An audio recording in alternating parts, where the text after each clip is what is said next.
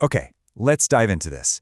Today, we're embarking on a journey down a pretty treacherous, ancient road to discover the true, radical nature of God's love.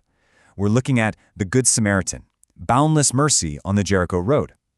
You know, this story is so famous that the title itself has actually entered the vocabulary of cultures that have literally never even opened a Bible. But, well, sometimes that kind of familiarity can dull the edge of a story, right? So today we're going to sharpen it back up. We're stripping away that gentle Sunday school flannel graph vibe to see this encounter for what it really was originally. A scandalous, brilliant, and absolutely challenging invitation to boundless mercy. So our story actually kicks off with the joyful advance of the kingdom. Jesus is on the road to Jerusalem, and he is definitely not walking quietly.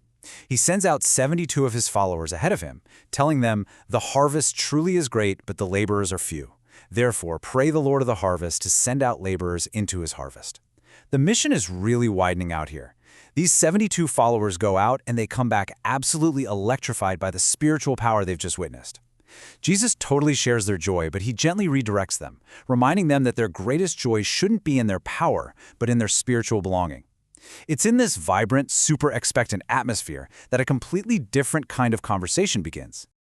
Suddenly, the whole mood shifts. An expert in the religious law stands up. Now, he isn't standing up as some earnest seeker of truth. Luke tells us he actually stands up to test Jesus. He's acting as an examiner, trying to evaluate or maybe even trap this rabbi. And he launches into perhaps the most important question a person can literally ever ask. "Teacher, what shall I do to inherit eternal life?" And Jesus, in his masterful way, brilliantly turns the test right back on the expert.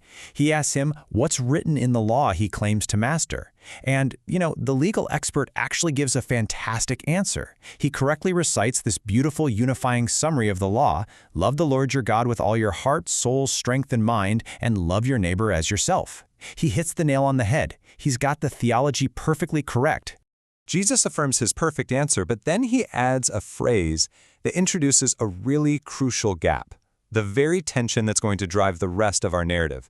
Jesus looks right at him and says, "Do this, and you will live." Notice that word, do. It's one thing to know the theology, right? To be able to just recite the command flawlessly. But it is an entirely different thing to actually live it.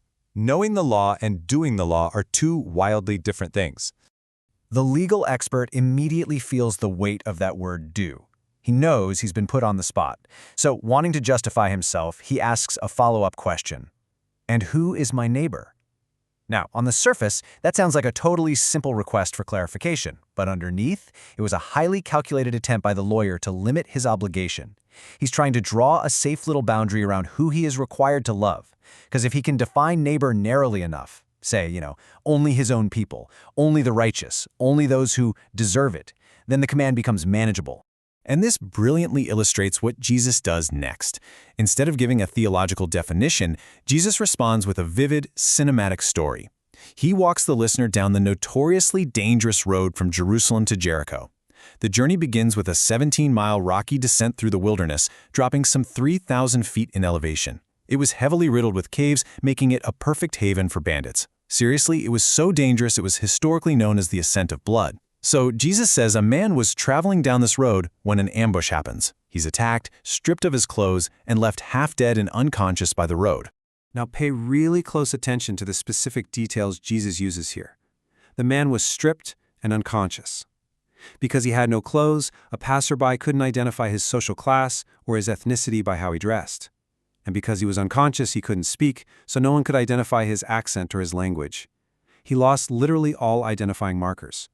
To anyone walking by, he wasn't a fellow Jew or a foreigner, a rich man or a poor man. He was reduced to pure need, presenting as nothing more than a bleeding human being who desperately needed help.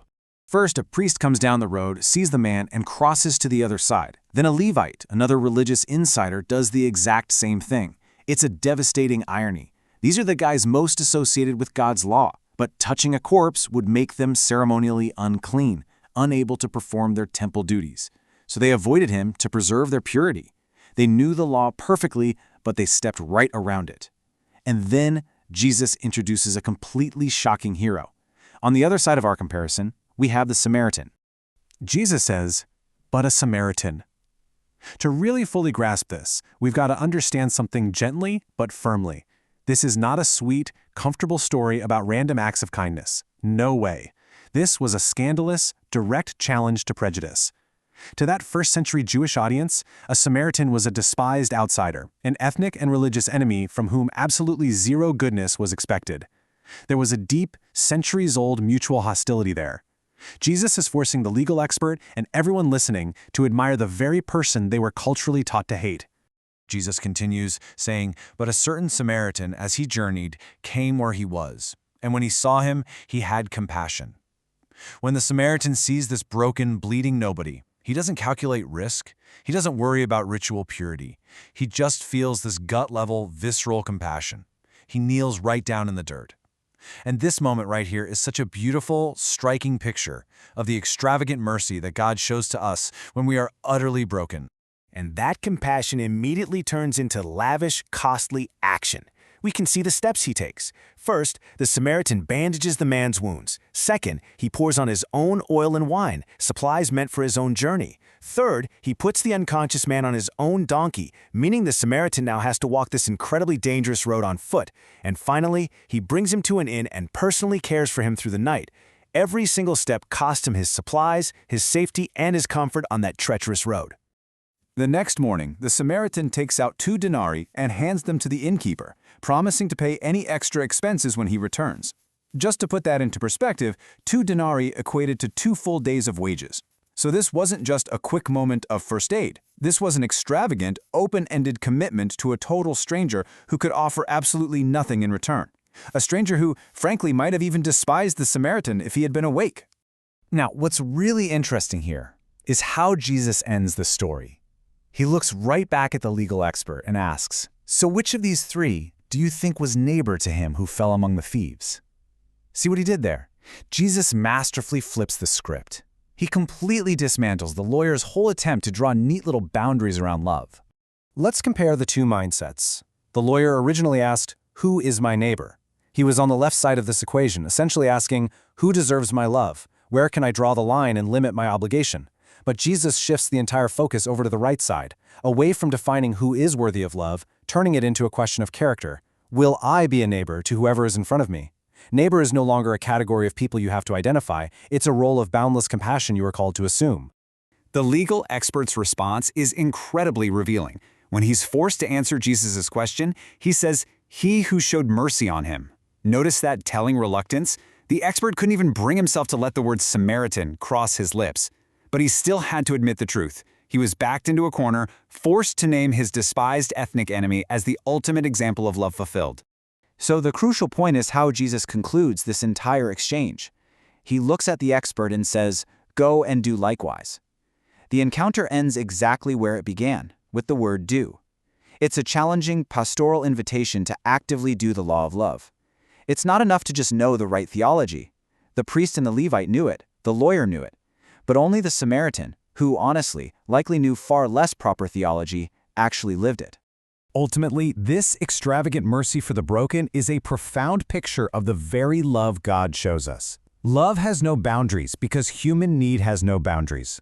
We're the ones beaten and left for dead by sin, and Jesus is the one who came right down into the dirt to pour out extravagant mercy on us. He walked the road to Jerusalem, paying the ultimate cost for people who could never deserve it. This parable invites us to receive that grace and then to become the kind of people who extend it to whoever lies in our path. And that beautifully sets the stage for where we are headed in our next explainer. Next time, Jesus brings this journey into a home.